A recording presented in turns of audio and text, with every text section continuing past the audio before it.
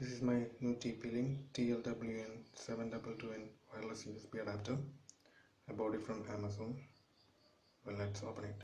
Inside the package, we have the USB wireless adapter plus its detachable Wi-Fi antenna. Also, we have USB extension cable and usual technical support and installation guide documents. Extension cable is probably 1 meter long and it has a very good quality. Well, the build quality seems pretty good and it's a little sturdy. I think the plastic they used in this product is very good.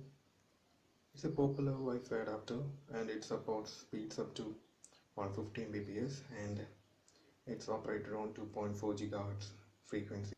The device has a 4 dBi detachable omnidirectional antenna which provides a very good range.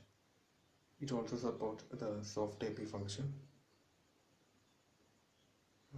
It uses the Atheros AR9271 chipset,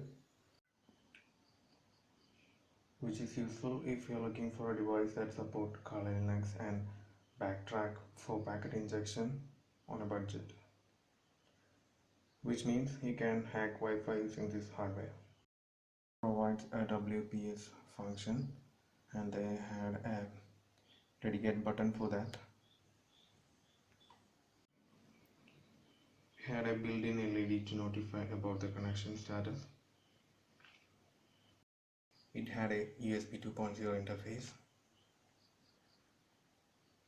And this device support operating system from XP to 8.1 and you can also use it on Windows 10. It also provides support for Linux platforms. TP-LINK also provides a utility program to monitor the device. You can see the signal strength, it is 100%.